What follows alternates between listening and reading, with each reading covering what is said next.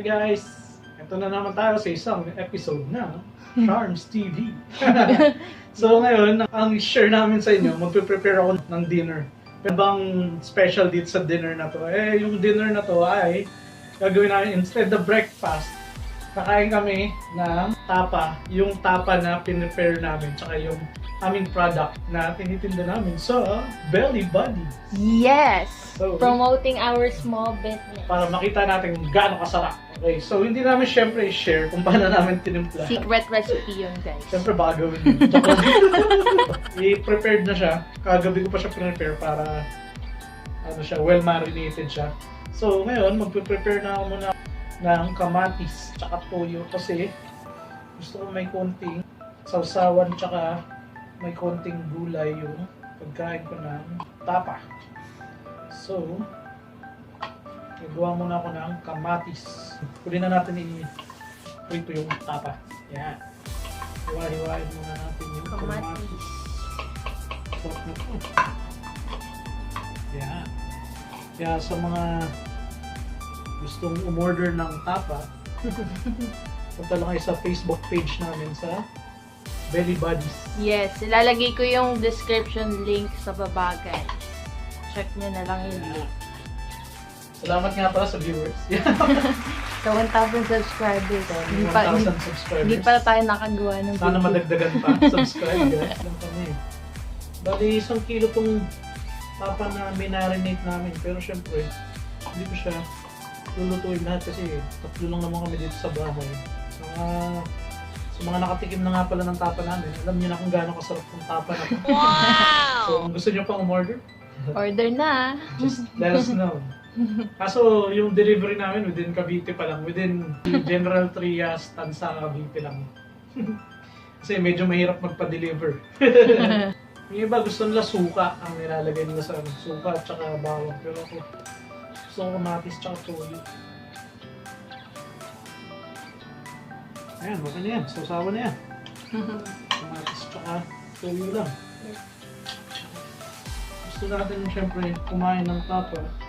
May kasamang itlog. Yun. Tapsilog sana kaso walang natirang kanin kanina so hindi ako nagsamad. Yan. Tapos na yan. So, piprito muna ako ng itlog.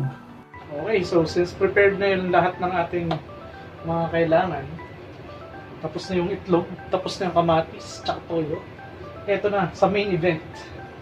Ooh. Tapa. Tapa.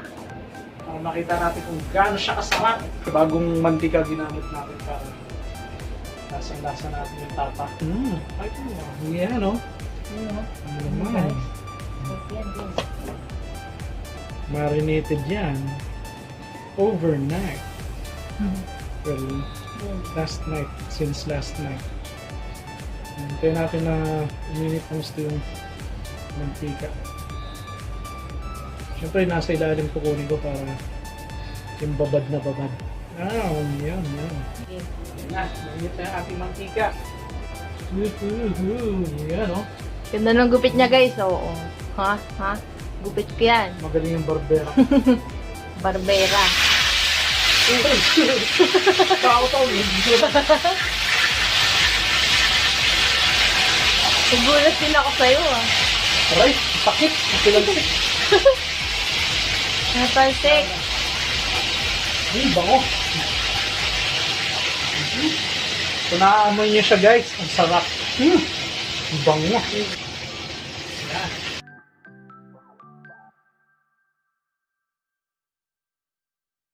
Nagutom na ba kayo?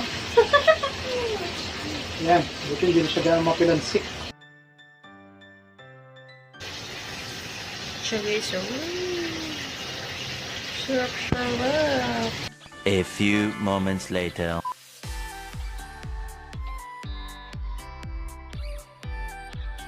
Bango.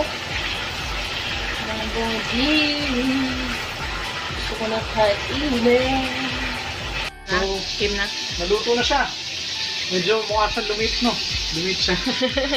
Parang naging pork chop dun labas. Wow!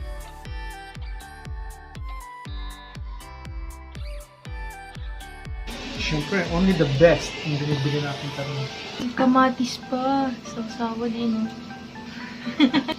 Tapos may itlog pa. Sobrang solid, guys. Kanin na lang kulang. Stop. Mukha siya din po pero last siyang tapa. Stop. Hindi na ating tapa at Ready na. itlog.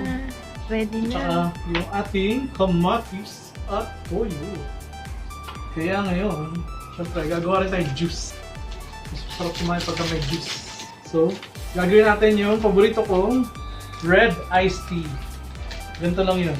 Pinaghalong strawberry at Nesty lemon. Kalahati lang nung strawberry. Kasi malasa yan. Tapos, yung buong sachet ng Iced tea. yeah. Palasa ko siya nung paborito kong red iced tea sa isang kinakainan kong restaurant. Tikman natin kung sapat na siya.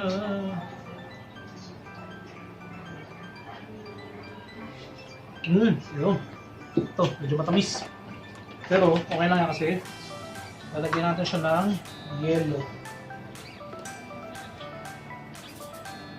Yun o. Yun o. Nagluto na din ng kanin. Pwede na kain na na. Hindi guys o. Yun o.